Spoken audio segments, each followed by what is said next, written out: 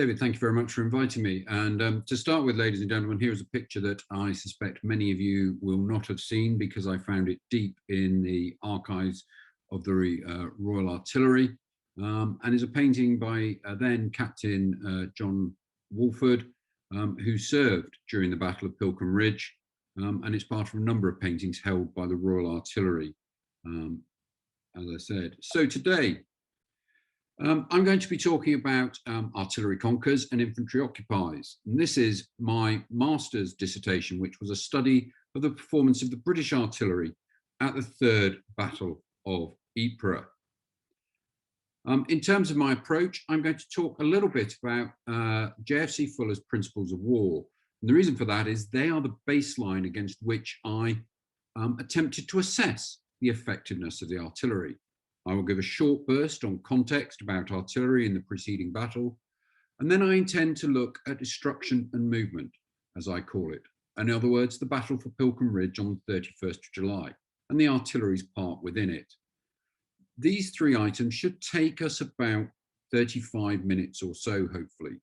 We'll then take a short tactical pause to allow people to refresh their glasses or leave the room as desired, and then we will come back and I will deal with two further battles, looking at how the artillery battle develops through neutralisation, the Battle of the Menin Road Ridge, and obstinacy, the Second Battle of Passchendaele. And finally, at the end, I will take questions.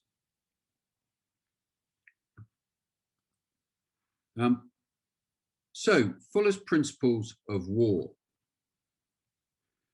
Well, if you read Field Service Regulations 1909, which a number of you will have done so, it opens with the fact that the principles of war are very simple. It then fails to list them in any way, shape or form that a modern reader might understand. However, Fuller started work on these and trying to make them more accessible during his time at Staff College in 1912 to 13. With the advent of the First World War, and as many of you will know from other people's work, such as Dr. Fox, Amy Fox's work, a lot of learning was done through personal publication. And Fuller published his ideas on the principles of war, looking back at the battles of 1914-15 in the Royal United Service Journal in February 1916. He there went on to teach these principles of war on the Commanding Officer's Designate course in the summer of 1917 at Aldershot, and after the war he was asked to contribute them to the rewrite of Field Service Regulations, which was published under Operations in 1924. For those with a more modern bent, they are basically still the same principles of war that the British, and indeed the Americans, Canadians, Australians and New Zealand armies use today, albeit there are some slight differences. And to that end then, it is perhaps worth looking at how Fuller saw his principles of war in 1916. His view was that the plan is to advance against the enemy's main force, the objective, with the intent of destroying it, the offensive, with the greatest numbers possible, a combination of mass and the economy of force, with the least friction, cooperation, in the shortest possible time, movement, so that the enemy may be taken unawares, surprise, without undue risk, security. Now, as well as the word movement there, it is worth recognizing that at times Fuller seems to substitute the idea of tempo for movement because it's about time rather than physical movement, although that can also apply. One of the items of Fuller's work that is not often referred to now, but was relevant at the time, and therefore I used during my dissertation, were his conditions, or what might be referred to nowadays as Clausewitzian friction. These were time, space, ground, weather, numbers, morale, communications, supply, and armaments. And perhaps the way to consider this in your mind's eye, if you like, is like one of those big mixing desks in a music studio, with each of the conditions, with each of the principles being on a lever on the left, and each of the conditions being able to apply against that lever. and then each of those, the principles, those levers being able to apply against each other. And so all of these, the conditions and the principles, interact against each other. And I will try and expose that during this lecture. In terms of context, let us look at the artillery battle so far. It is perhaps worth noting that in 1914, it is best described as inadequacy. The British Army, like many of the armies, attempted to fight their gun lines almost as had happened at the Battle of Waterloo, with the guns level with the infantry, shooting them in towards the target. Modern weapon systems clearly made this an unviable prospect. 1915 saw the British artillery working through various experimentation whilst they built up their force.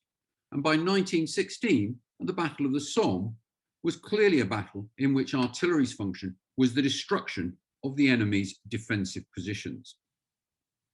By 1917, the artillery was now oscillating between the role of destruction of enemy defences and neutralisation of enemy personnel and enemy artillery formations. It is worth also just briefly considering the precursor operation conducted by Second Army. This was the Battle of Messines between the 7th and 14th of June. On the left, we can see a map of the Messines area, and just off the map, as indicated by the word Ypres and direction that way, where Messines actually sits, is where the town of Ypres would sit on this map. And the object for the British was to clear the high ground immediately south of Ypres in order to prevent the Germans from observing that side of the salient and the area behind Ypres through which they would be building up their force. So having looked a little bit at the background and the conditions and principles that I'm going to use, let us move on then with the Battle of Third Ypres. The ground, first of all, what you are looking at now is one of General or Field Marshal Haig's original wooden 3D map models that were made by the Royal Engineers for his headquarters, with every contour at 6 feet on this being cut through on the maps and laid out in layers of wood. What this enables Haig to do, and his generals, is have this small scale but 3D model that represents the ground they're going to fight on. Note at the top the scale and how little ground is actually covered by this map, the 1 to 3 miles. North runs from the bottom right towards the mid left of the map, running in roughly the same line through the area just in front of the Gillovout Plateau, through the Menin Road Ridge, and up along the Passchendaele Ridge is the main geographic feature of the area, the high ground. To the east, low-lying ground held by the Germans. To the west, the low-lying ground held by the British. This area, with Ypres here in the centre, this area is reclaimed bogland. There is approximately 1 to 3 metres of soil sitting over clay. It drains quite naturally, as you would expect, from the high ground in the east into the west, into the valley here on which the town of Ypres sits. The soil structure has been much damaged during this period by the First and Second Battles of Ypres. The man-made drainage that had been previously in place and enabled this area to be farmed has been destroyed, or when not destroyed, not maintained since 1914.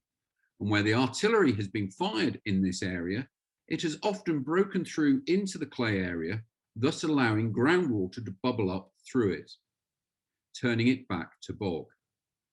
However, during the summer, this bog will dry rock hard and turn to dust. Now that we understand the ground that is to be fought over, a relatively small area surrounded by high ground that the Germans occupy, let us look at the situation. On the right, we have a larger area map. This is the British front line as at 31st of July. And here we have the 5 German defensive belts or positions. The Albrechtstellung, the Wilhelmstellung, Flandersstellung 1, 2, and 3. In terms of the positions, in the north, 1st French Army will form the northern flank, and to the south, British 2nd Army, the southern flank of the main effort, which is to be led, having been inserted into the line, by General Gough's 5th Army. 5th Army is made up of 4 corps, 14th, 18th, 19th, and 2nd Corps. 2nd Corps will have 3 divisions in the line, whilst each of the other corps will only lead off with 2 divisions. Let us now look at what they are facing in terms of German defensive positions in a bit more detail. The British talk about front lines and German lines. In truth, as has been pointed out by various people, including my colleague, Colonel Glenn Taylor and General Melvin Mungo in the Royal Engineer Historical Society, the term line for a German area is wrong. It is a position. And as you can see here, for the Albrechtstellen, there are lots of trench lines within this position, but it is not just the trench lines. And if you look on the picture, the diagram to the right, that area of trench lines is made up of an outpost zone, a battle zone, and an artillery protection line. Within each of these zones are machine gun posts or emplacements, are hardened bunkers, where it may be large or small, with pillboxes, and pre-planned cutting through the wire, note the gap here in the wire, counter-attack routes. So this is not a single line or even 3, a front line, a support line, or a reserve line of trenches, but very much a depth position. Much is made of the pillboxes at Third Ypres, and so it should be. There are over 9,000 pillboxes of 34 designs. But the key to remember that most of them are simply concrete block houses with no vision or firing port. The picture on the left represents a standard type, and the picture on the right, again, a standard type, but this time seen from the rear. These are not firing points. This is where a trench has been filled in, and these were the routes in and out. There would have been a fire step underneath this earth, and the soldiers would come out, fire over the top, or disperse down the trench into firing positions or shell holes, which they would use from which to attack the British assaulting troops. So how was 5th Army going to deal with this? Well, their plan, or rather Gough's plan, was to attack 4 different objectives. The first of these was the blue line, which was effectively enabling him to prepare an assault against the Albrechtstellen. This was his second objective, which would see much of his troops through and over the majority of the Albrechtstellen. He would then seek to move forward and secure his green line, and this would take him beyond the Albrechtstellen and in places start to see him break the and particularly in the center here, the Wilhelmstellen. Finally, his plans call for at least some elements to advance beyond Zonnebeck and Langemark and cut through around Zonnebeck the Flanders Stellig 1. All of these are his objectives for the first day of the battle, which is set for the 25th of July. So, with the conditions now set, let us look at the first battle, the destruction and movement, the Battle of Pilckem Ridge. However, we've talked about the 25th of July, or I've mentioned it as the attack day. In truth, in order to attack on that date, a lot of work has to go on before. And to help you follow this, I will be using this graphical timeline on the majority of my slides from now on. It will indicate the month, a yellow box will indicate the day I'm talking about, and at times a red box will appear to indicate the attack day that is being worked towards. So, on the 17th of July, Fifth Army begin their preparations. By the 25th of June, not July, my apologies. By the 25th of June, Fifth Army have issued their artillery orders. And on the 30th of June, GHQ redistributes the artillery assets available to 2nd and 5th Armies. 5th Army is to receive some 65 brigades of field artillery, whilst 2nd Army will only now retain 18 brigades of those it previously held for the Menin operation. In terms of shells, 5th Army will receive 4 times the volume of shells of 2nd Army and 5 times the volume of 106 fuses, the relatively new fuse, a percussion fuse, which is designed particularly, or is particularly helpful in destroying barbed wire. The artillery allocation is worked out so that there will be one, and within 5th Army, there will be one 18-pounder per 15 yards and one heavy or medium howitzer or gun per 50 yards. These ratios do not include those guns that are specifically kept back for conducting counter-battery work. Let's look then at the planning.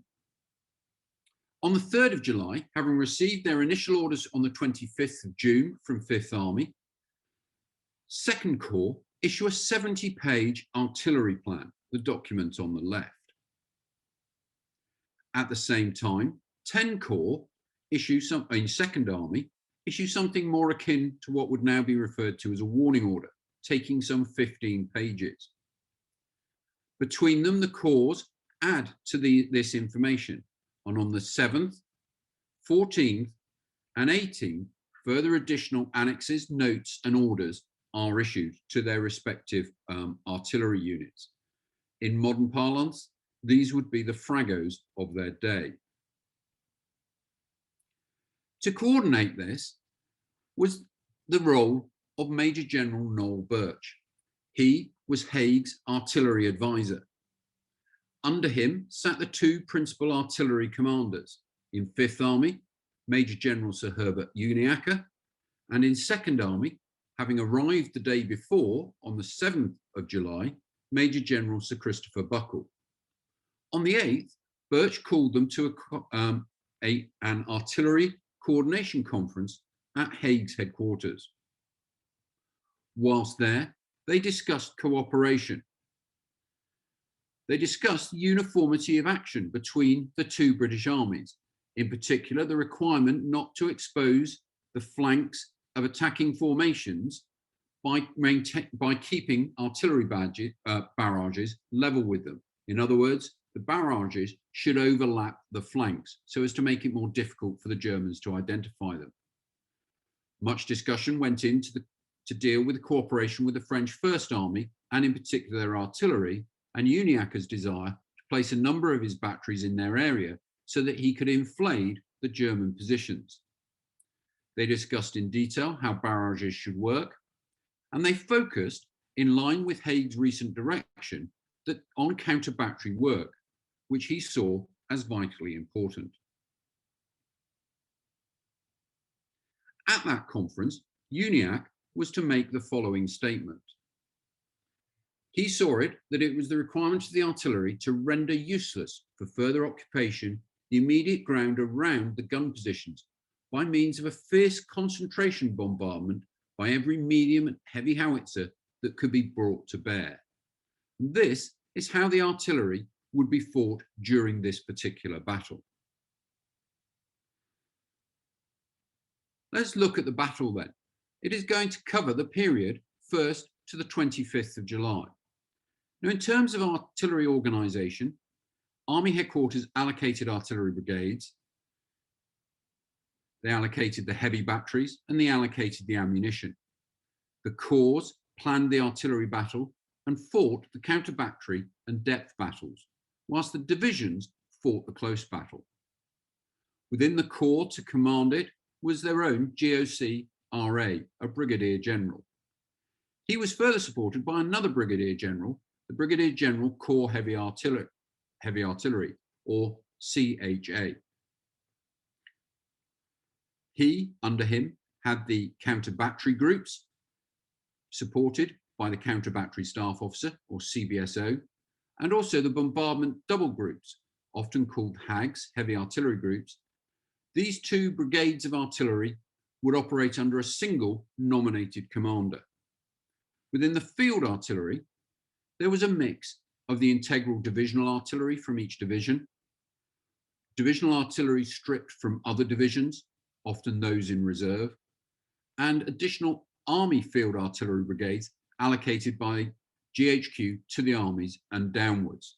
All of these came under the command of the CRA of the field of the division, another brigadier general, and the divisional artilleries, either two divisional artilleries, two army field artillery brigades, or one of each, were paired under a single commander in the same way as the heavy artillery groups. Let's have a look at a heavy artillery organisation to get some idea of the scale that is taking place here. This is the 14 Corps Heavy Artillery organisation as at the 20th of July. And on the left, we have the Left Bombardment Group, which consists of 6 batteries. The Right Bombardment has a further 6 batteries, and there is a reinforcing group that can switch to either left or right, with a further 11 batteries in it. On the right page, we see the counter battery groups. 5 batteries in the northern group, 5 howitzer batteries, should I say, in the northern group, and a further 3 gun batteries, a total of 6 howitzer batteries and 5 gun batteries in the southern group. So an awful lot of artillery available both to do bombardment, the destructive work, or on the right, counter battery, the attacking German artillery. To do all of this, though, and remember that the aim of the artillery is to support the infantry, there is a need for cooperation. This is mostly delivered by the divisional artilleries. They're required to provide a battery commander to each infantry brigade, an officer to each attacking battalion, and from each field artillery brigade, a forward observation officer was sent forward to observe the attacking front. The heavy artillery groups also had to send an additional forward observation officer for each attacking brigade frontage. So what was the plan? Well, Uniacke and the various commanders came up with an initial bombardment plan for 9 days, from the 16th to the 25th of July. That said, the Germans believed the bombardment for Third Ypres began on the 22nd of July, but in reality, Second Corps began their bombardments and their counter-battery work in particular as early as the 2nd of July. On the 4th of July, Haig was to remove his ammunition restrictions. And by the 22nd of July, 18 Corps had integrated their Vickers machine guns into their nightly fire plans. And maybe it was this that caused the Germans, this integration of machine guns into the fire plan, that made them believe that this was the date for the start of the battle. Now, with all this artillery firing, it's important that it's actually doing something effective. And to this end, both the targets need to be located and the fire observed. And this was predominantly not the job of the Royal Artillery at this stage. Significant elements of the Royal Engineers were employed in locating the enemy. This was done through sound ranging or flash spotting sections belonging to the Royal Engineers.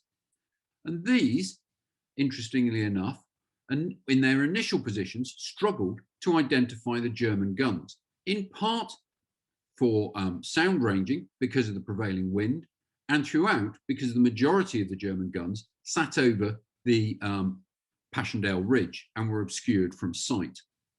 However, those that were in sight were still difficult to spot because of various atmospheric conditions and the weather. The General Staff decided to resolve this by pushing these sound ranging and flash spotting sections forward. Unfortunately, all this meant was that Germans more frequently cut their communications cables, and it became harder for them to report back what they had seen. They were, of course, supported by Royal Engineer balloon sections and what had once been part of the Royal Engineers and was now the Royal Flying Corps, the Corps squadrons, with a specific role in aerial photographs. A significant amount of information is therefore coming into the Corps headquarters. And to enable this information to be what would now be called fused or brought together, saw an enhancement to both the artillery and the Royal Engineer intelligence sections. And what I now want to do is look at some of the work they were trying to take place. So what we have here is a modern map from Google of the Ypres area and the salient. And in particular, I want you to note the Menin Road with a kink in it here around Hooge, and Polygon Wood, a main Australian objective later in the battle. In terms of the information that the Corps headquarters was receiving, here is one of the overlays placed on top. And here we can see, again, the Menin Road and the distinctive railway line that, at the time existed here and is now a road. And this is a combination of extracted information from refugees and from aerial photographs. And let's have a look at what an aerial photograph looks like laid over it. Or in this case, this is 4 aerial photographs. And again, quite difficult to make out, but you should be able to see the distinctive bend in the Menin Road. Let's look at that in a little more detail. Here it is blown up, the Menin Road bend, and just off here is the start of Polygon Wood in this area here. And what you can notice is the considerable artillery damage that has been done, but in some areas, a complete absence almost of shell craters. And that's because of the ability to observe or bring down fire, or even the need at that stage to bring down fire. Obviously, the artillery is concentrating on the targets it needs to destroy. So this is the sort of information that is sitting in Corps headquarters and being used to help plan the battle. So looking at how we actually engage the enemy. Just a reminder then that we're looking in reality, although originally stated as the 16th to 25th, in reality, the artillery battle has been ongoing since the 2nd of July. And I'll demonstrate that now with some heavy artillery information. Here we have the information for 14 Corps extracted from their war diaries, the bombardment reports for the period midday on the 16th to midday on the 17th of July. The information tells us that the heavy artillery fired a total of 42 shoots and just under 8,500 rounds. They fired at a variety of targets: trench, wire clearance, area targets, a specific named target, a strong point, or a core concentration. They observed their fire either through ground, aeroplane, balloons, a combination of the two, or were unable to observe the fire. And they recorded the outcome of the damage, or the shoot, should I say, either considerable damage, successful, assumed successful, not successful, datum switched, task in progress, or not known. From this, we can see that some 20 or nearly 50% of the shoots in this were either able to observe considerable damage, able to observe success, or were assumed successful, whereas 8, the activity was unknown, and at the time the data was recorded, 7 shoots were still in progress. Using that information, the next day's artillery attacks could be planned. And let's move forward to the 19th, 20th. And here, the same Corps, this time they fire 60 shoots, but only just over 6,000 rounds. This time, though, interestingly, none of those shoots deliver considerable damage, although 25% are assumed to be, are known to be successful, and a further 50% are assumed to be successful. Close to 50% on the outcome is not known. Sorry, close to 25% the outcome is not known. In terms of the use of the heavy artillery groups, GOC RA2 Corps was to say at this time that every round must be a surprise to the enemy, and therefore this could only be delivered by the most carefully worked out schemes.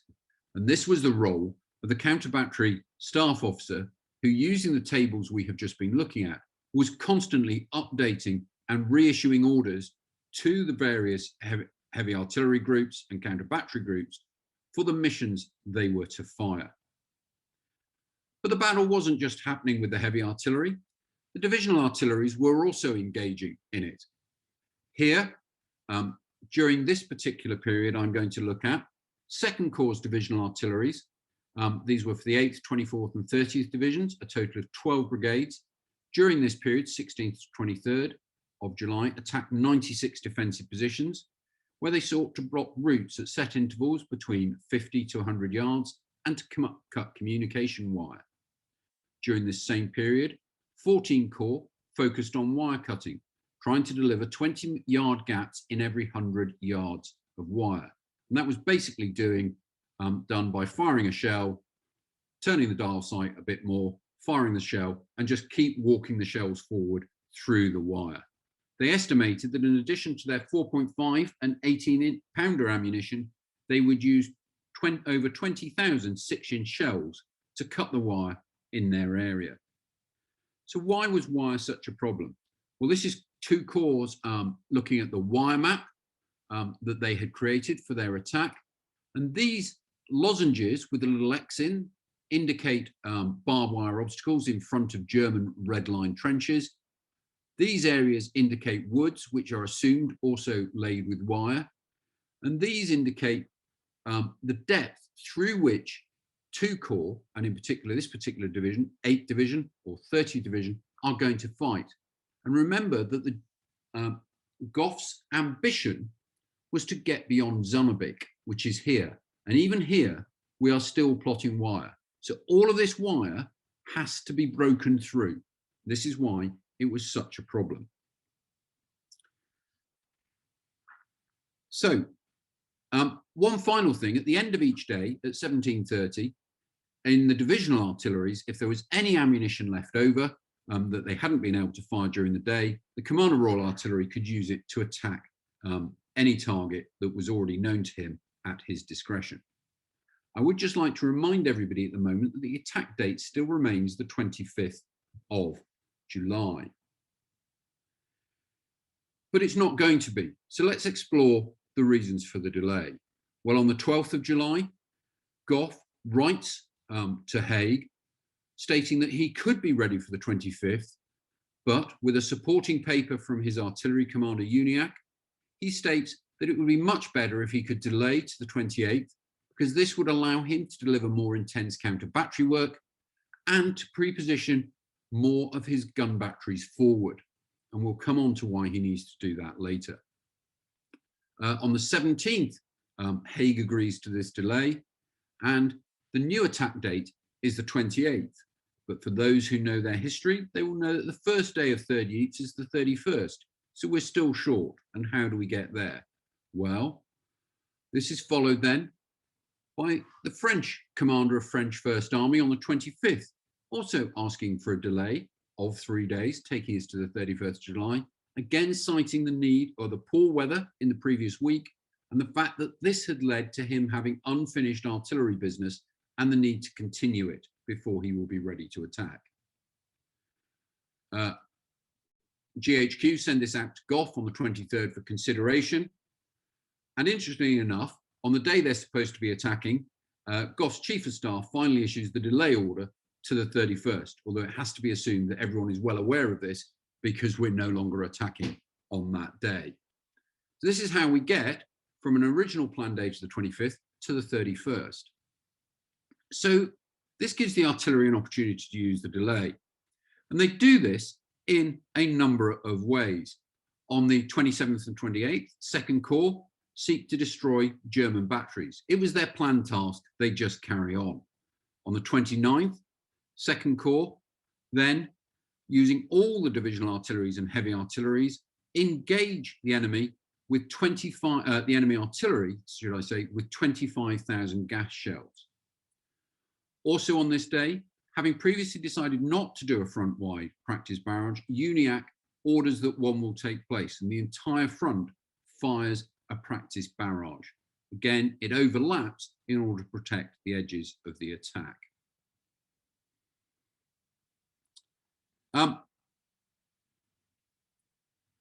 During this time, Second Army, during this delay, Second Army is visited by Haig, and he has two questions for them.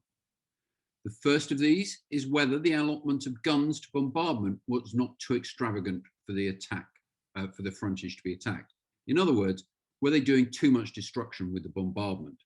He also wondered whether they had sufficient guns for the counter-battery work beyond the Gellivelt Plateau. As a result, Second Army shortened their attack frontage, switched more guns to counter-battery work in preparation for the actual attack on the 31st. It is perhaps worth just checking our understanding of German tactics.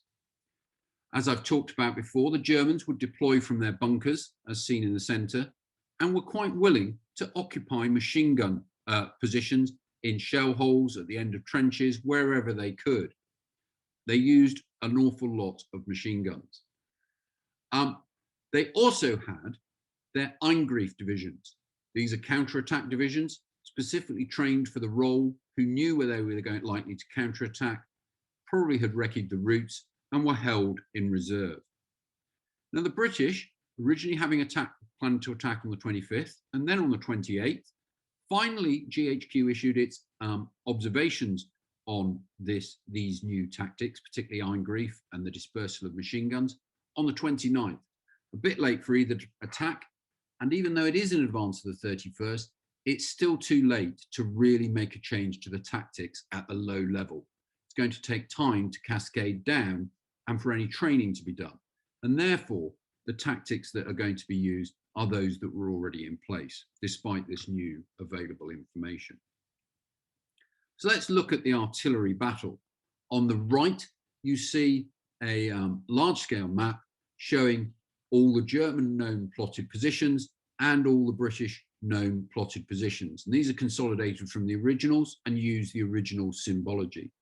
And here, just you can see, just to bring it out, the little round dots in the British area are 18-pounder batteries. The diamonds, sorry, should I say the triangles are 4.5-inch batteries. And then the other symbology represents the larger heavy batteries. So the attack itself. Everyone thinks of Passchendaele, or sorry, Third Ypres, synonymous with Passchendaele, as being a battle in the mud. This is the Irish Guards on the left advancing the day before, and as you can see, the ground around them is quite summer-like, and the ground reasonably dry. If you note, looking at their feet, walking along the duck boards, clearly no mud at this stage. That's not to say there isn't mud on the battlefield, but it's not yet the sea of mud. Fifth Army assumed that they will achieve all their objectives by 1400 hours, and therefore they directed the field artillery and as much of the heavy artillery as to be prepared to move forward that afternoon on the 31st of July. Uniacke's attack plan was an opening barrage that would fire 18-pounder and 4.5-inch in depth, with various rate changes as the troops advanced to give communication of arriving at objectives or being ready to move off. The protective barrage would sit some 600 yards beyond the objectives. However, the medium and heavy guns were to remain focused on the depth battle. And to enable him to deal with the deep objectives, he was going to have to move his artillery. The third objective is at the limit or beyond 18-pounder range, whilst the fourth objective of Goff's sits beyond the range of most of the 4.5-inch guns. In terms of volume, just to give you an idea of scale again, 675 guns and trench mortars available to 2 corps, with 3 divisional or Army Australian Divisional Artillery brigades held in reserve, ready to support. And when they fired the attack barrage, using only 70%, so some 320 of the 18-pounders, they fired 22,000 rounds in 10 minutes at the opening of the attack barrage before settling down to a slightly more sedate rate. Once the attack was underway and objectives had been captured, as I've said, because of the fact that the 18-pounders and 4.5-pounders cannot reach the furthest objectives, there is a plan for movement. On the left is the movement of the heavy, and on the right, the field artillery brigades. These moved in echelons. The first echelon was mostly 18-pounders. The second echelon was the mobile counter-battery group, 2 batteries of 6-inch, 2 of 60-pounders, and a 4.5-inch. The first echelon was to move 2 hours after the first objective, and the counter-battery group, echelon 2, 3 hours after the first objective was secured. More field artillery would move after the third objective was secured, with the remaining elements of the heavy artillery that could be moved forward, moving in 2 further echelons. Now, some of that artillery did get forward, but for those who listened to the lecture on the 55th 2nd West Lancashire Division, may well recall that there was a problem getting the artillery forward. One of those problems is that whilst an infantryman can step down into a trench and step out to the other side, a artillery limber with its horses cannot. The trench must be filled in, whether by fascines or throwing mud in or whatever, in order to effectively create a route over it. Equally, whilst wire may have been blown away from routes such as roads or pathways, or blown into them, and an infantryman's hobnail boot can stand on the wire, even though it's in the ground, a horse's hoof cannot. Again, these routes had to be cleared up to a distance of about 12 feet on either side to enable the artillery to get forward. So some batteries never got forward. Some got forward and found their positions, as this did. Others got forward, finding no positions, then moved back, and so were unavailable to support. So the end results. In terms of what actually happened, on 14, 18 and 19 Corps successfully got forward to the third objectives, although 2nd Corps struggled to get beyond the second objective and in place beyond the first objectives. Within 2nd Corps, all divisions reported that they were well supported by the barrage. However, 8 Corps had struggled with conditions, and 30 Corps had lost the barrage because of machine gun fire firing through it from beyond the barrage, in other words, from depth.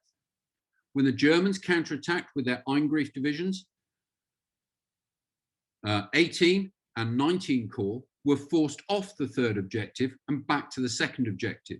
Once there, they were back under the protection of their own guns that had not moved, and the German counterattack was successfully stopped. In the case of 2nd Corps and the elements of 2nd Army and from 10th Corps that had attacked, the majority of them had only reached the first objective. Therefore, they all remained under their own guns and were protected from the Eingrief attacks.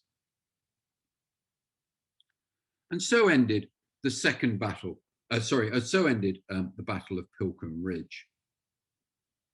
And that you see there, one of the roads to Saint-Jean with the damage on it. 5th Army were to continue towards Westerhoek on the 10th with a corps level action, and the Battle of Langemarck from the 16th to the 18th. During this period, there was a review of what was going on. On the 10th, Plumer held a Corps Commanders Conference, during which 9 Corps suggested they had tried to go too far. 10 Corps commented about the availability of reserves, whilst the Corps Commander of 2nd Anzac offered 2 solutions. First, they had to either penetrate deep enough to capture the German guns. If you remember back to that one of those very early pictures of the German defensive positions, that's beyond the artillery protection line. Or they had to confine the attack to a strictly limited objective well within the range of their own field artillery, and then to attack as soon as possible, as soon as our field artillery has moved up into the new positions to cover the next bound. Fifth Army were also thinking about the problem. Gough held a Corps Commanders Conference on the 17th, at which he blamed a lack of resolve in the infantry. 18 Corps, led by under the command of Maxey, suggested they needed to make greater use of smoke, although most Corps commanders did not demur from the fact that the infantry had lacked resolve. Uniacke, thinking about Fifth Army's artillery, studied the new German tactics and issued a memoir, an aide memoir on them on the 20th. And then on the 25th, he provided details of how to adjust the attack barrage, which we shall now look at. Uniacke proposed to add strength to the attack barrage by the use of counter-battery guns and a proportion of the howitzers so as to defeat the German machine guns whilst the infantry were advancing. And one of the reasons for doing this slightly extended version is in order to understand artillery during a campaign, you need to pick several battles in order to see how the learning curve or the learning process develops, as it clearly does, quite importantly, during this particular Third Ypres campaign. And so what we will now look at is perhaps the Battle of Neutralisation, the battle for Menin Road Ridge. Haig has now placed Second Army in command, and they are now about to start a number of battles. The first of which will occur on the 20th of September, as I said, at Menin Road Ridge. So this time with Plumer in command, his objectives are the red line, just here, not far, this is the line held at the 20th of September, the red line, followed by the blue line of importance, Iron Cross Redoubt,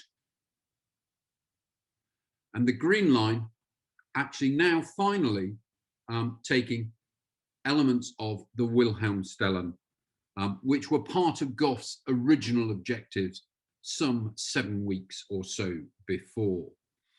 So Second Army's artillery plan, the attack date was set, as we have said, for the 20th of September. Second Army's plan was to use 3 weeks to prepare for this particular battle. They were to attack with 2 corps, 1st Anzac and 10 Corps, over a 6,000 yard wide front, but only to a depth of 1,000 to 2,000 yards. During the period of the 13th to the 20th of September was to be the 7-day preparatory bombardment. Now, it is worth looking at the sort of volume of equipment available, or requested, should I say, for this particular attack. Now, this is Second Army's request only. Fifth Army put their own request in. And so, for the main attack by 1st Anzac and Second Army, and 10 Corps, Second Army asked for 556 heavy guns and howitzers and 33 field artillery brigades. For its supporting corps on the southern flank of 9 and 8 Corps, a further 131 heavy pieces and 15 field artillery brigades. This is just, remember, Second Army's. Fifth Army is putting its own request up to GHQ for its artillery. In terms of ammunition to support Plumer's plan, for the same period, to include the preparatory bombardment and the attack day, Second Army required 2 million 18-pounder shells, just under 400,000 4.5-inch shells. Again, just under 500,000 6-inch shells.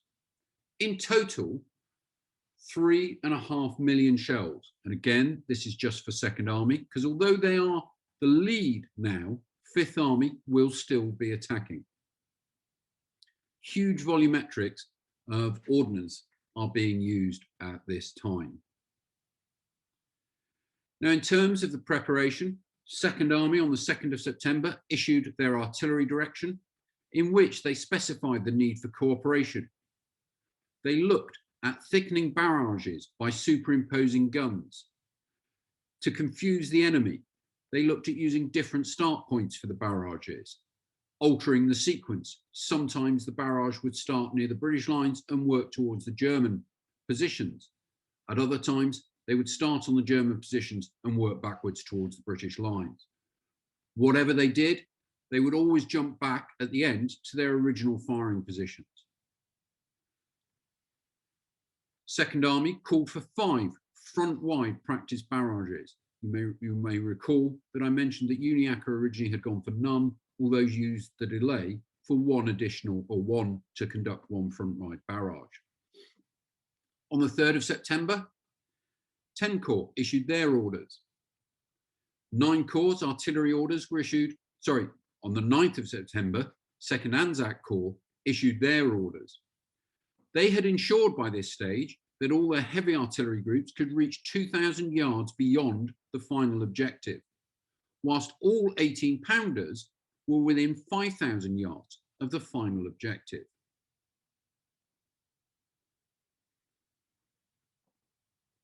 They also directed during this period that only batteries required for defensive duties were allowed to fire, although counter-battery work would continue. The focus now, though, was on neutralisation rather than destruction. In the past, they had tried to destroy German batteries. All that had happened was that the German battery had been replaced or its equipment had been replaced. Now, they sought to cut off the German battery by breaking any access routes to it so that it could remain in place, and although active, could be neutralised through gas or heavy bombardment on the day of the attack.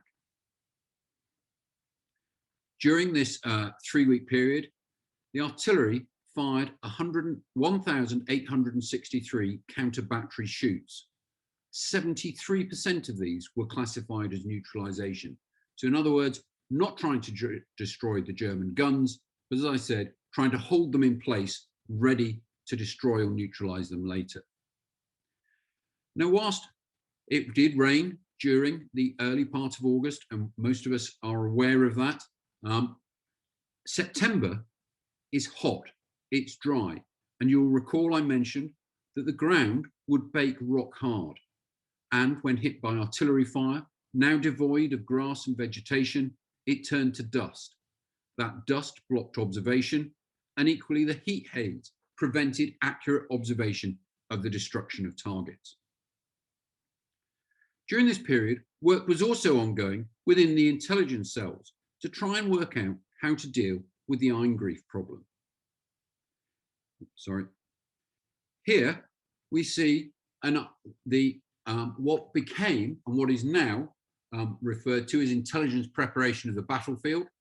But here on the right, a large-scale hostile tactical map which identifies in these goose eggs that I'm indicating where German battalions or regiments were thought to be held in reserve, and their likely routes to get them to the front, and where they would then be employed.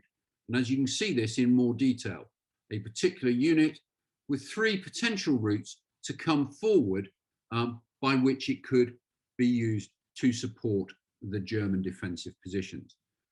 This sort of information was therefore being used to assist in artillery planning, and I will cover that in more detail as we go on. Fifth Army, though, Gough decided he wanted a different approach and directed that what was to happen was a hurricane bombardment to last for 24 hours from the 19th to the 20th, rather than the full period. During this period, therefore, and he hoped rather, should I say, to achieve surprise by this. During this period, ammunition expenditure was reduced, although some counter-battery work continued, and Uniacke took the opportunity to rest his men. As can be seen here, a typical group of Royal Artillery officers with nothing better to do in the middle of a battle than play cards.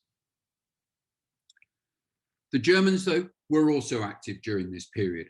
They continued to fire destructive shoots onto British artillery positions, and during the period 13th to the 20th of September, 10 Corps suffered 239 casualties from German artillery fire, and a further 120 casualties in their artillery units on the battle day itself. One Royal Field Artillery Brigade had 20 guns destroyed in a single 3-day period. 18 Corps suffered even worse. In their artillery regiments, brigades, they received 829 casualties during this period. Well over a brigade's worth of personnel taken out of battle by German fire. The artillery battle, you can now see again, same mapping. This time you can now see that the artillery has moved beyond the original or up to the original line of the British held on the 31st of July. In this area particularly, remember, particularly here with the Anzacs, they have ensured that their heavy artillery can go 2,000 yards beyond the third objective, and that all their field batteries are within 5,000 yards of their final objective. So the attack itself. And here you can now see an attack barrage, the Menin road on the right. What I want to bring out, think back to the image I just showed of the Eingrief divisions and their attack routes. And what we have here, these goose eggs represent where the artillery at the time, the counter-battery staff officer and his team, believed the Germans were likely to advance the Eingrief division, and therefore a planned artillery fire along that route during the attack barrage and along the route slightly to the south, and again here further south, in order to prevent the Germans from advancing. And this would be delivered by the 6-inch guns as a way of countering the German counterattacks. Work had gone on to understand how to deal with the machine guns firing through the barrage. You'll recall that was what held up elements of 2 Corps. And so a new attack barrage had been designed. And although the order I will show was issued by Uniacke, it was worked with by Buckle in 2nd Army, and both applied the same principles. In front of the infantry jumping off trench would be a barrage delivered by 18-pounders, the A barrage. There would be a further barrage of 4.5 and 18-pounders. Beyond this, the massed machine guns of the Corps would fire in support as an additional barrage. The 6-inch howitzers would fire a further line on the barrage, and this would be followed by the final E barrage, consisting of all the remaining heavy guns, the 9.2, 8-inch and 60-pounders. Each of these barrages was 200 yards apart. And so, in total, over a distance of 1,000 yards, walking continuously in front of the infantry, would be 5 lines of fire, 4 of artillery and 1 of machine gun fire.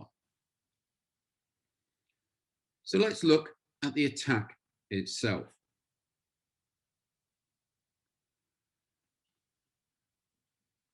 In preparation, GOC of 2nd Anzac, said what was not required was to cover the whole country with more and more shell holes, as this seriously impeded the infantry.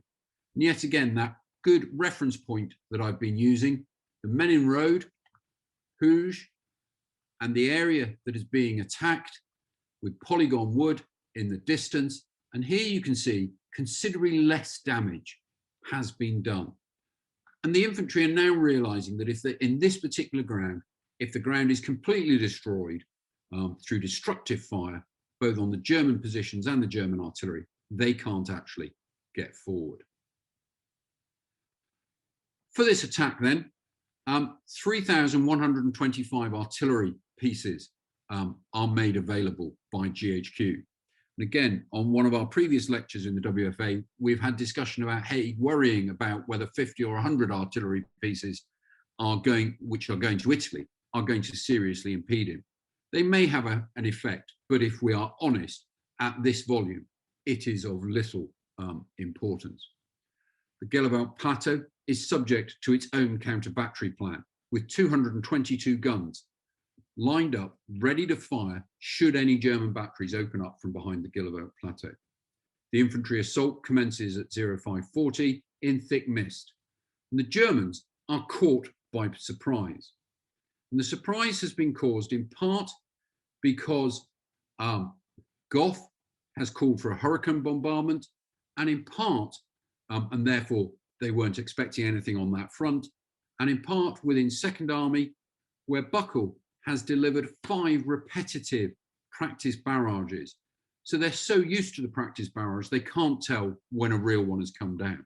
In fact, so caught out by surprise were they that the German Chief of Staff of Ruprecht's army was actually away on leave when this attack goes in. Considerable use of smoke is also made to screen off German observation. During the attack, there is considerable support from the air. The weather is better, and 7 core squadrons are used to support the attack. They call in 394 zone fires are called in, and 32 batteries are subjected to destructive fire and a further 48 to neutralising fire as a result of Royal Flying Corps information. Not to be outdone, the Royal Engineer balloon sections are also working hard. They are able to identify 128 enemy batteries and assist in engaging 48 of them. The end results then, looking on the left. 14, 18 and 5 Corps secure their final objectives by 1100 hours. In Second Army, the red line was secured by 0615. The blue line between 0940 and 1000, and the green line, the final objective for the day, was secured by the end of the day. The only area which was not secured was Tower Hamlets, a particular redoubt just down here that they were unable to capture. Fifth Army, the German counterattacks were stopped by artillery and machine gun fire, and the new barrage techniques were praised strongly by the infantry. That said, German counter-battery fire was more persistent, destroying 19 16-pounders and 47 18-pounders. And this might be a function of the fact that they only went for the hurricane bombardment and did not go for the elongated plan that Second Army did. The chief opposition in Second Army's area was machine gun fire and not artillery fire. And they considered that the British artillery was faultless in covering the advance. And just to emphasize, this is Tower Hamlets on the larger map, just to show where it is. And so ended the day, with the British having achieved their objectives, except for Tower Hamlets, and by and large defeating all German counterattacks and not being pushed back from their positions. Second Army then continued to attack on the 26th of September at Polygon Wood and at 4th of October at Brudensneid. This was followed by Pilckem on the 9th of October, but by now diminishing returns were occurring. On the 4th, the weather had broken, and by the 9th, the rains had heavily returned, and the ground was turning to the quagmire that everyone thinks of.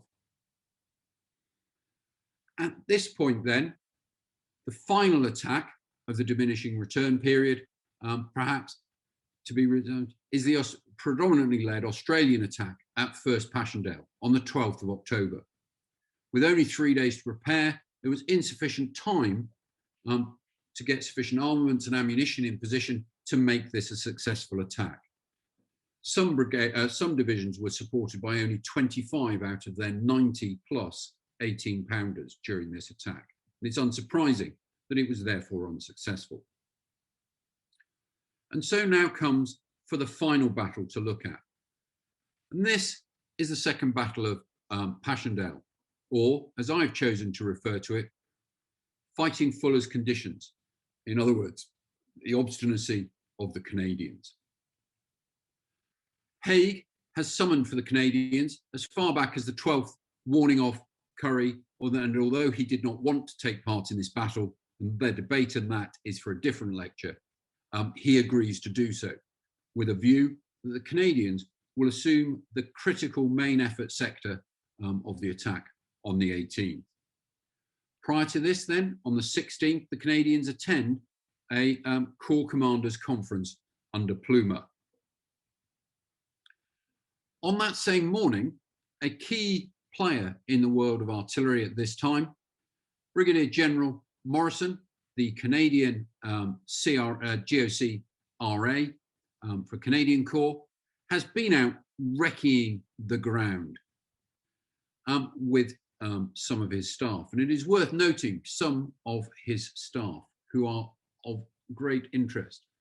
McNaughton, who is his CBSO, will go on and command the Canadians during the Second World War, whereas Brooke is, of course, Alan Brooke, who is going to be CIGS during the Second World War. And at the time, their roles are reversed. Brooke is effectively junior to McNaughton, and they don't get on. So it might have been interesting to be a fly on the wall for their conversations in the 1940s. But more importantly, during his recce, Morrison could only find 10 of the 12 heavy artillery groups that he was supposed to be taking over. He found that the guns were bunched together, isolated, or bogged in, and that many of the guns were unserviceable.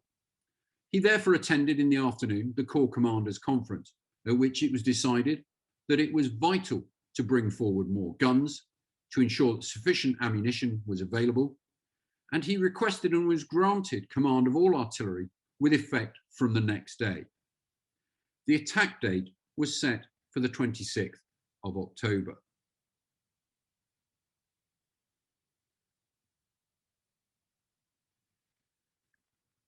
I want, before I go on, to discuss the human factor, as morale is one of the conditions that Fuller attributes to his principles of war. The weather, the ground conditions have clearly been taking their toll. At this stage, in Fifth Army, within the Canadian area, 12 field artillery brigades are withdrawn because they are too worn out. 2 heavy artillery groups are withdrawn, and a further 11 siege or heavy batteries removed from the battle line. And 3 60-pounder batteries have to be withdrawn because there are no 60-pounders available to equip them.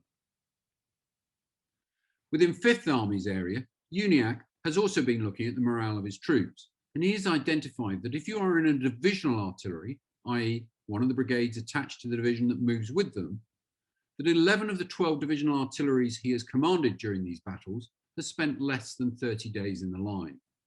However, if you are in a field artillery brigade, an army field artillery brigade, and therefore directed by GHQ to the battle, then 9 of his 14 brigades spent greater than 90 days fighting in these conditions continuously. And it is little wonder then that the men are starting to suffer from the conditions and from morale. So let us talk about setting the conditions. Well, the Canadians found that the Australians, by now, having been in the line for too long, tired, and were becoming ineffective. The staff work was poor and had to be redone. They also recognised that the aerial photography was also very poor. This was in part due to weather, but also in part due to the fact that the German Air Force was now more effective and was forcing the RFC to fly higher. They also had to open the roads. The Australian Provost Marshal had closed the road to all rearward traffic. This meant that no damaged guns had gone backwards for repair. They therefore badly needed to open those roads to replace derelict guns and return damaged ones to the workshops. They also needed to create lateral routes and to build gun positions. These were either constructed from wood and corrugated iron or sandbags. Without them, when the artillery fired, the trails of the guns simply sank into the mud, and after 3 rounds, there was no way of bringing the gun onto target. And therefore, without the platforms, they could not engage. Now, in terms of developing lateral routes, it took 1,000 labourers a week a battalion of labourers a week to move 1,000 yards of road across this morass, so that gun positions could be spread out.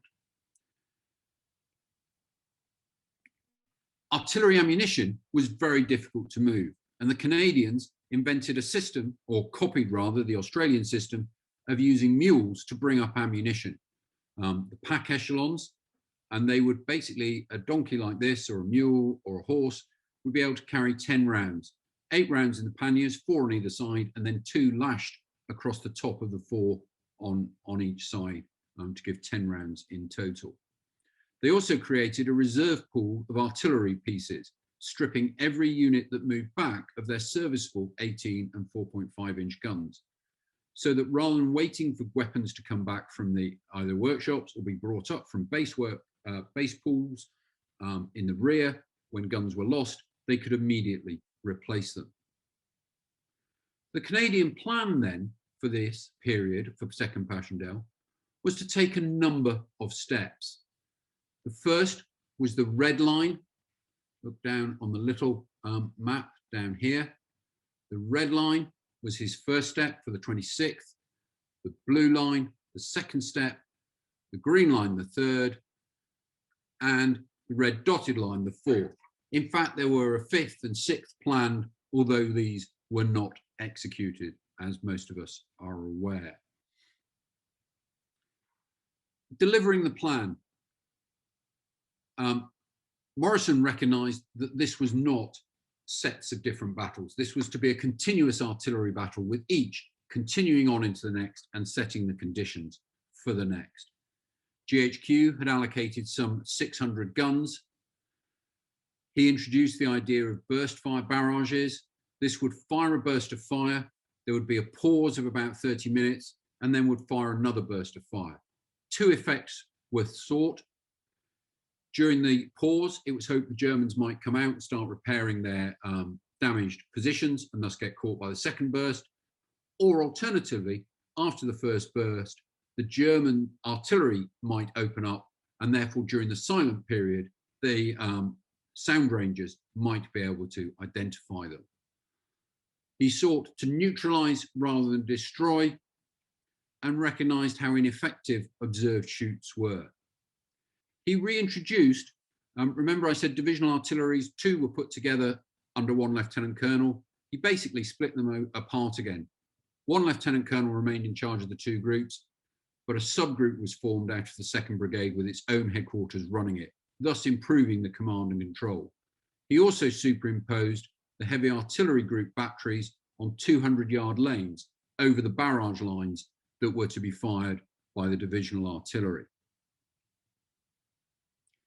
The artillery battle, I want to take a little moment to look at the Canadian area here on the plan.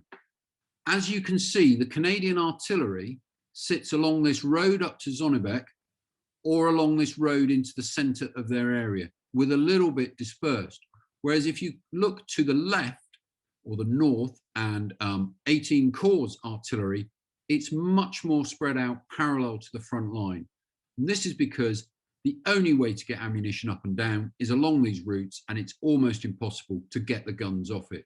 These little dotted lines represent the mule tracks on which infantry supplies and ammunition are also being brought up. So for step 6, as it was referred to, the attack, the initial attack, here you can see on the left the artillery plan, and these letters are the 200-yard lanes that each heavy artillery battery was allocated to fire over the top of the actual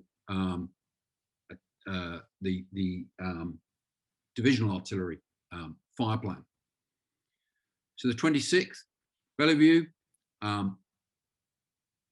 there's a revised attack barrage. Still an infantry jumping off point.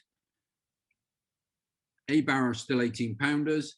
There's now a B1 barrage of 18-pounders, B2 barrage 4.5s, C barrage is still machine guns, D barrage 6-inch, E barrage the heavy howitzers, and the E2 barrage the 60-pounders.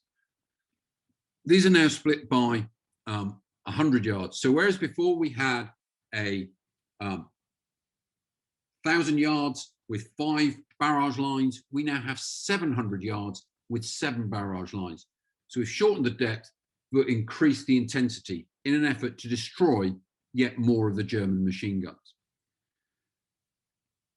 The attack takes place at 0540 hours, with both 5th and 2nd Army's artilleries in support. Counter battery is now firing neutralising shoots with an aim to stop the Germans firing. The barrage lines move forward every 8 minutes because of the ground conditions, and they're lifting at 100 yards, or in reality what they actually did, that was what was set, they lifted 50 yards every 4 minutes.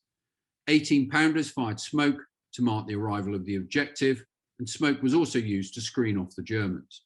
Despite of all these preparations and despite of all this artillery support, 3rd Canadian Division were halted halfway to their objectives, and the 4th Canadian Division were forced back by German counterattacks. The next step, then, having reorganised, was step 7, designed to secure the German baseline for taking Passchendaele village itself. During this period, as they prepared, the Canadians were to adapt their favourite pastime of trench raiding, and rather than just raid and take out small isolated pockets of Germans, they now sought to creep their lines forward by taking these small German machine gun nests or outposts and thus gradually move themselves forward. 27th to the 29th was used as prep, with the attack for the 30th on Mechiel. Here, there made greater use of airburst, or intended to, rather, and they narrowed the attack to 2,300 yards and 1,000 yards deep.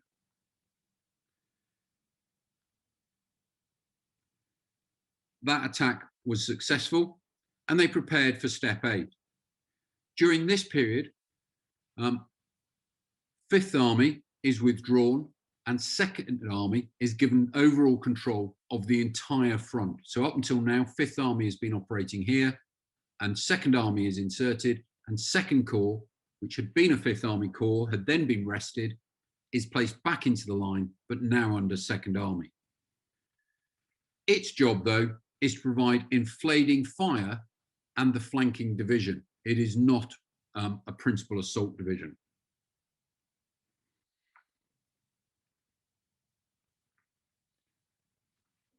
At the same time, in preparation for this attack, 1st and 2nd Canadian Divisions replaced the 3rd and 4th Divisions, Canadian Divisions which have been attacking, and direction is given that in order to deal with bunkers now, they should stop trying to destroy them with artillery fire, as this inhibited the ability of the infantry to get close enough to actually deal with them. Although by now, it is quite late in the battle, and many of the bunkers are surrounded by shell holes. One important activity that occurs on the 6th of November during the attack on Passchendaele is the first recorded use in the Canadians, certainly, and I haven't found any in British to come before this, but I'm welcome to be corrected, is the use of wireless. And the Canadians push a wireless station all the way up into Passchendaele on the day of battle. During that battle, it co-locates with a forward observation officer, and a runner arrives from one of the infantry battalions where the battalion is being shelled by their own artillery. This message is passed to the FOO. The normal way of sending this back would have been by pigeon back to its loft and then back forward once the message has been taken, forward to the headquarters to stop the artillery. Timeline, about 45 minutes.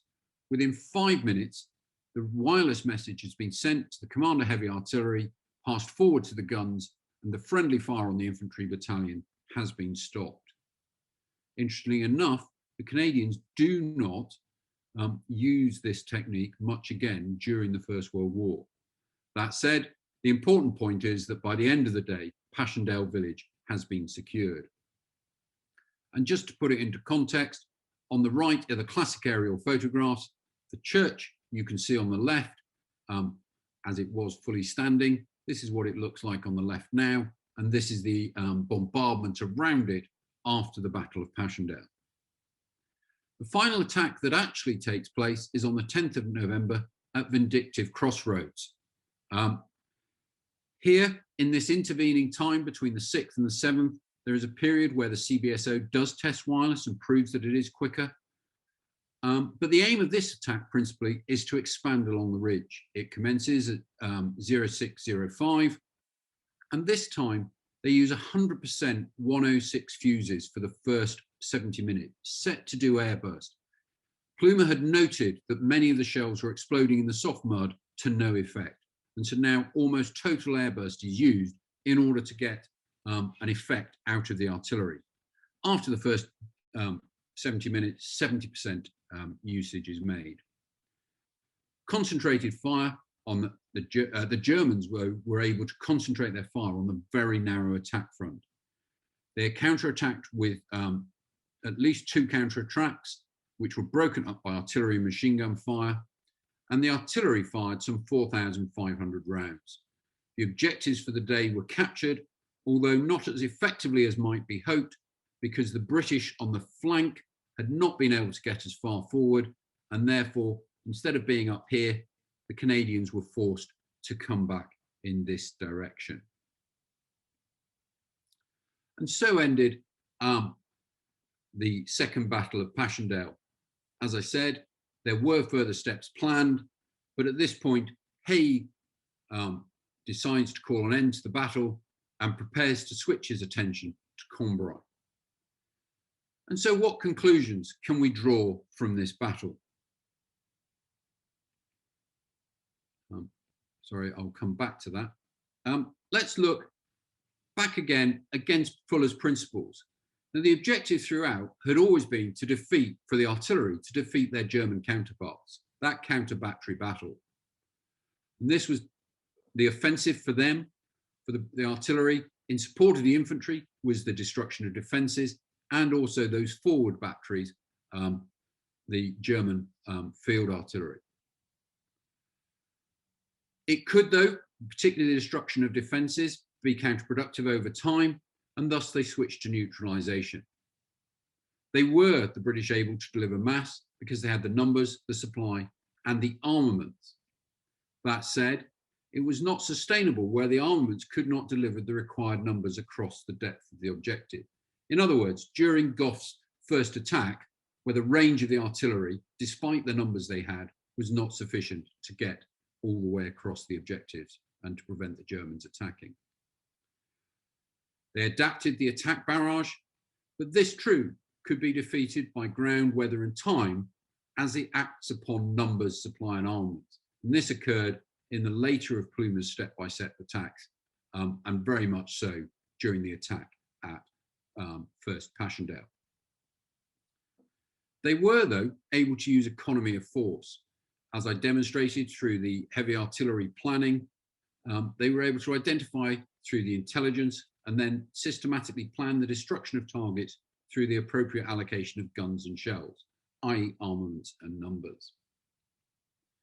The cooperation is clear between the British armies, between both armies, should I say, second and fifth, and even indeed first French, and across the armed services and within the headquarters.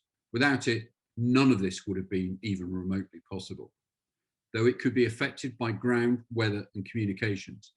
And remember, ground affected air cooperation as much during hot, dry weather through dust and heat haze as it does through bad weather by not being able to see and or even get up and fly. Movement.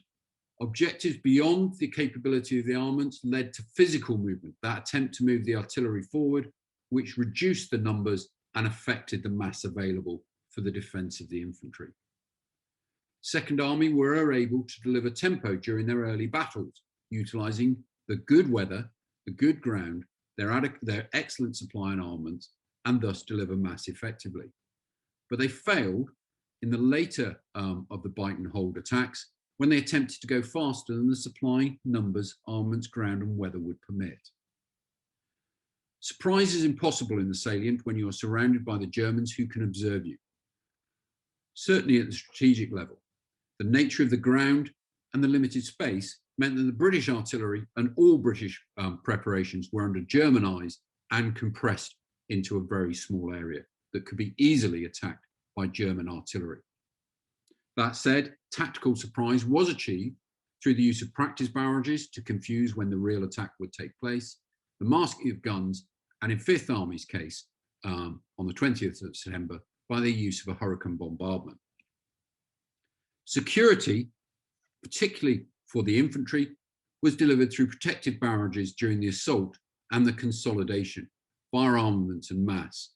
Personal security was very hard to deliver in an area where the enemy can observe you. But understanding ground and use of communications could also assist in the destroying of the counterattacks, and thus, so the IPB and the wireless at Second Passchendaele, that destruction of counterattacks, or either in the early stage or when they come forward, enables security of the force. I just need to go because my slides have slightly appeared in the wrong order.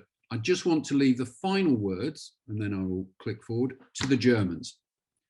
And this was the German view of the effectiveness of British artillery. Their the considered judgment of the frontline soldier who had fought in Verdun and along the Somme was that the artillery fire which the British used in Flanders during 1917 to prepare and accompany his assaults was much more severe than anything formerly met.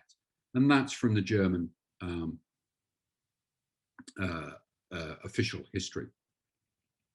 I've got my slides slightly out of order there, for which I apologise. I do, though, want to offer some credits, particularly to Sian Mogrid, the Royal Artillery historian, for all the info she gave me, Dr. Seb Puncher for allowing me to use HAGS wooden models, Paul Hewitt, who from Battlefield Design, who made all my maps, Glenn Taylor, who I've mentioned for his work on the pillbox problem, and of course our own Dr. Spencer Jones, who you all love listening to, who gave me the idea.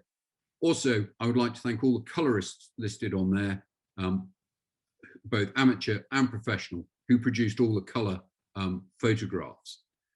And so, having overrun yet again, I await your questions, or because I've overrun, it probably means I haven't got out of the way, and therefore I'm about to receive your massed counter-battery fire. Simon, there'll be no counter-battery fire from me. That was excellent. I thoroughly enjoyed that. Ladies and gentlemen, if we can, in the usual manner, if you're watching on Zoom, please raise your hands using the button below as a virtual round of applause. And Simon, I don't know if you can see the numbers. You probably can't. I'm not going to do that because I'll probably crash the no, system. There's hundreds of hands being raised as a virtual round of applause on the Zoom software here. So sincere thanks for that. We have overrun, but it'd be ridiculous not to ask questions. So as long as you're okay to keep on. I'm okay. I apologise for those I've sent to sleep. Not at all, not at all. As long as you're okay to keep on ploughing on, we'll go to Q&A. Gordon, you're there. Yes, sir. I thought I'd love the question, please, Gordon. Simon, thank you. Smashing, excellent presentation. Well delighted in that. Really good. Would you say that much had been learned by the artillery between the Somme in 1916 and Third Ypres? Regarding the use and effectiveness of the artillery. Also, with them having more reliable shells and fuses, better sounding and location ranging, and with much better and improved staff work. Well, I think you're answering my question, your own question there. Yes, all of that applies. Things like calibration of guns is going on. Yeah. They are starting to take meteorological readings. All of this is taking place during that period. Some of these techniques the Canadians used earlier in 1917 and are played out and brought through. But what I was trying to show was that during this battle in particular, they went in still using, if you like, although a slightly improved version, the line by line advancing a lifting process that we're all used to. But they realized very quickly, because Uniacke and Buckle are both very intelligent men. Uniacke goes on to be Colonel Commandant of the Royal Artillery as a Lieutenant General after the war. they recognise and they're working together to understand how to stop these new German tactics. Remember the Germans, and I didn't really cover it, but the Germans changed their tactics for each of these battles. They're subtly different. And they're having to deal with that. But what the key bit is moving away from this line of 18-pounders and 4.5s going like that to, if you like, 5 lines all going down at the same time, bouncing forward, and then 7 lines towards the end when the Canadians are attacking. And it's that thickness of artillery fire that is the key to the changes. And it will still be used in these techniques will be used in 1918, although Combray will give us effectively the surprise we want through pre-registered, no need to fire the chutes in order to line your guns up beforehand. So it gives you that surprise, and is used in the 100 Days campaign. There is a time and a place for this heavy bombardment as well, such as the Hindenburg Line. And were the artillery hampered by poor communication between HQ and batteries and spotters, or did that all go well? This is the only major war in which any commander has no direct command over his troops. So Wellington, if he wants to, can ride to his gun batteries and tell them what to fire at. No artillery commander can do that if the lines have been cut, and the lines were frequently cut. There is no guaranteed comms to your artillery. And actually, because of the complexity of the plan, once it's set in motion, it's not those lifts, it's not possible to stop them. Oh, right, yeah. Because once they're running, everyone's looking at their watch going, it's 4 minutes, lift again. It's 4 minutes, lift again.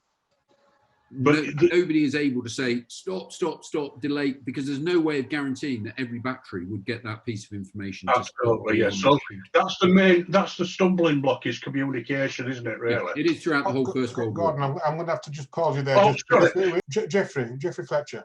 It's really a very simple question, but my knowledge of detail at this level is confined to the Palestine campaign.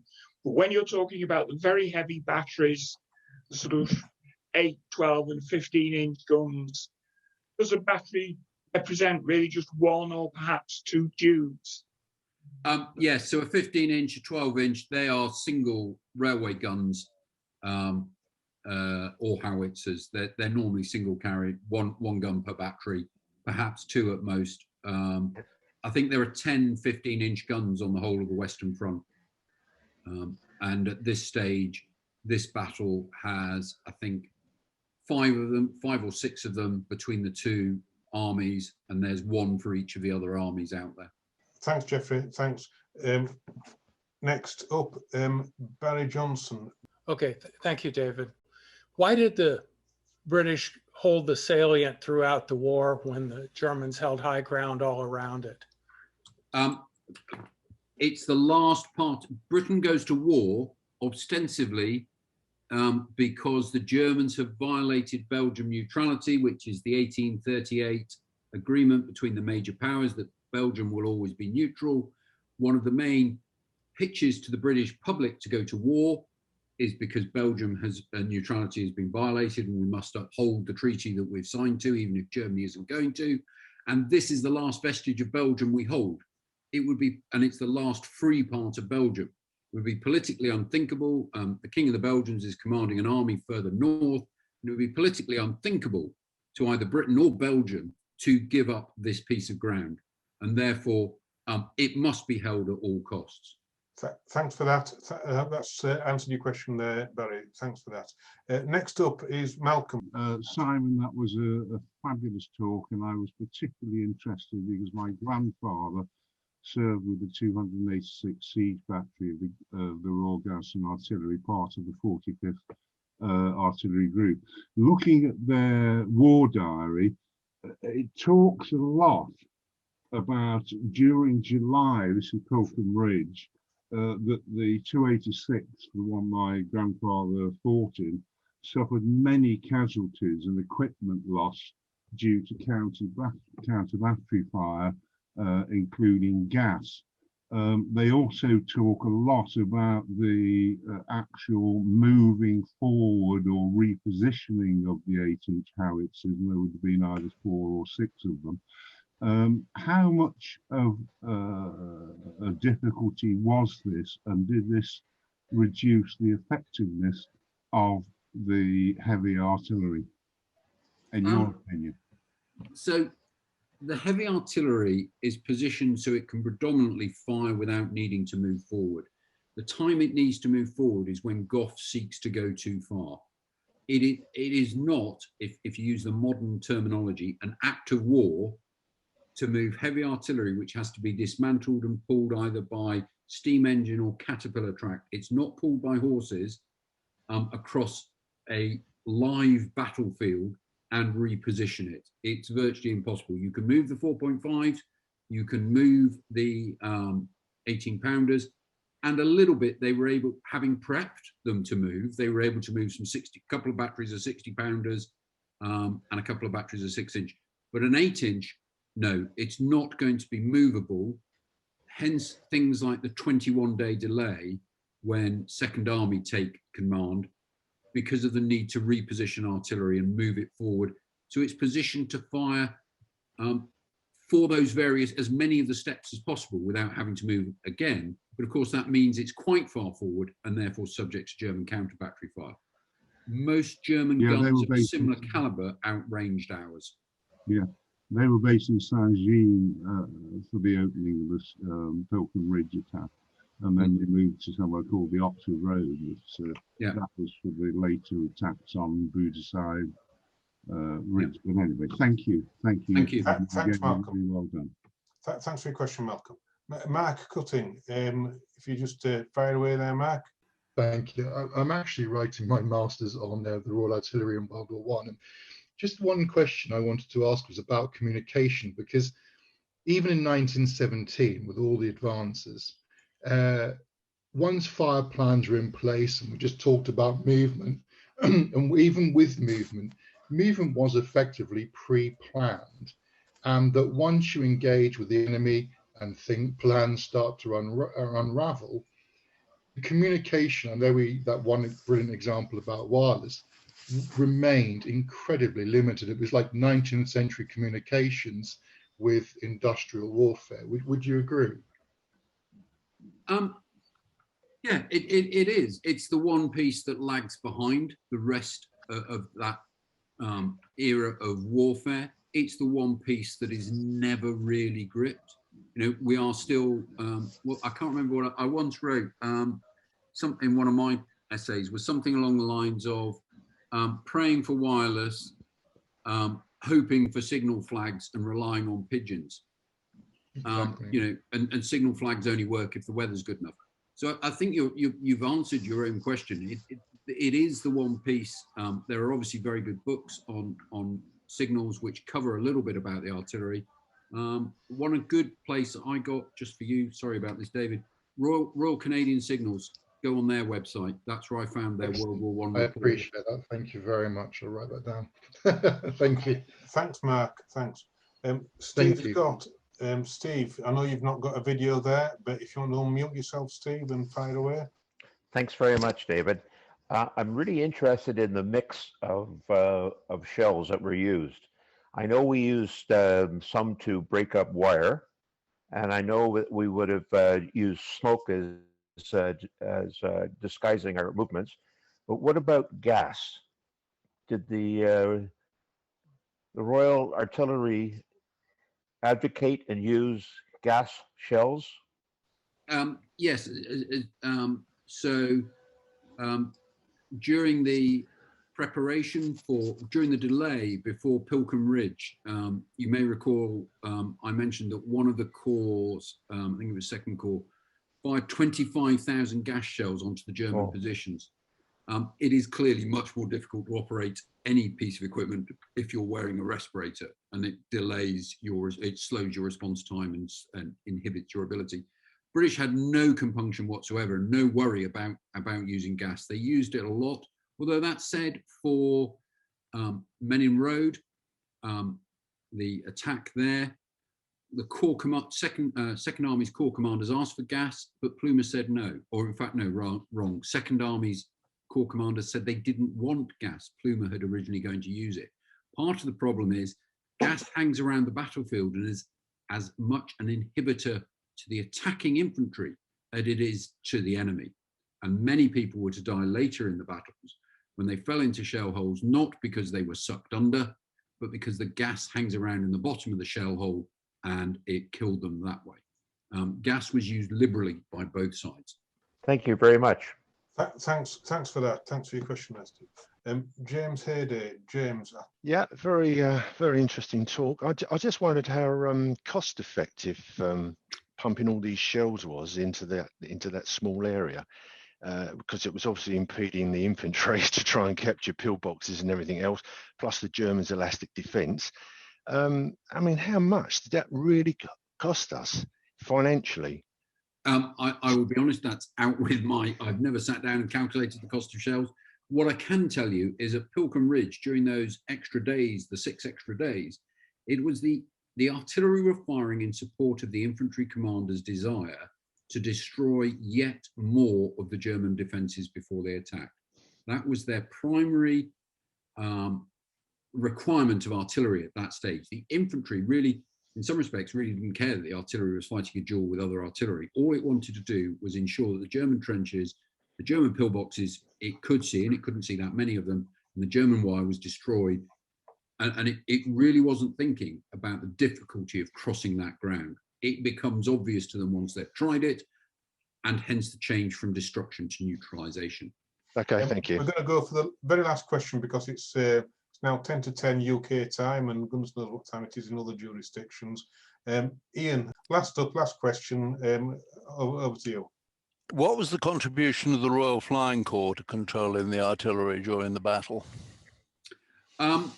So clearly it changes. The Royal Flying Corps, of course, is part of the army at this stage, very much under army command, and very much sees itself part of the then extant all-arms battle. Clearly not much use for tanks in this particular ground situation, although some were used.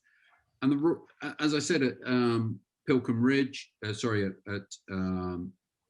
Menin Road, 7 Corps squadrons flying, every machine they could get up, constantly flying, multiple patrols by people, so back in, photographs in, out again.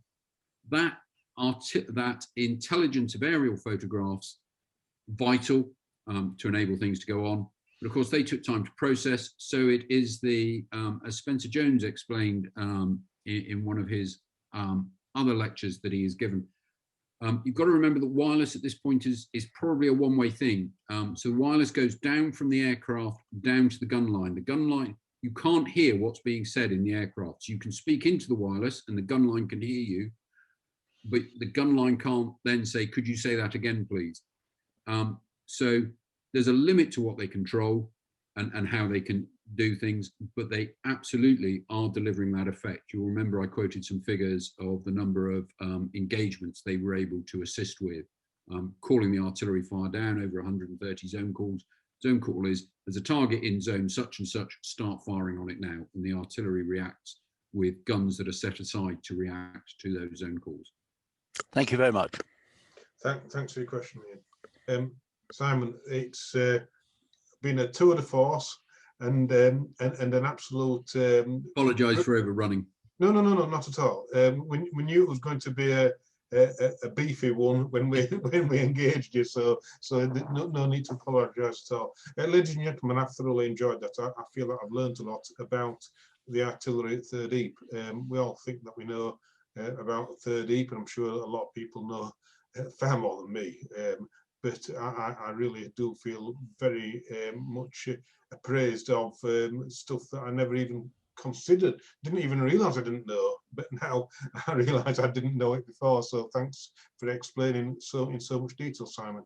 Ladies and gentlemen, a round of applause virtually again, please, for Simon via the raising hand routine. I can confirm that hands are going up left, right, and centre, Simon. So that's a resounding, thank you very although much, virtual and therefore silent round of applause. I'd like to point out that we've got these webinars coming up regularly still, so if you have not signed up for them, please do so. If you're not a member of the Western Front Association, please do join us. The membership subs start from just £29 a year, and there's an absolute stack of goodies available for members behind the members area of the website. We've recently launched thousands of stereoscopic images, which is just the latest present for members. So please do, if you're not already a member, join us. I'm not going to blather on any longer. That's the end of the advertising.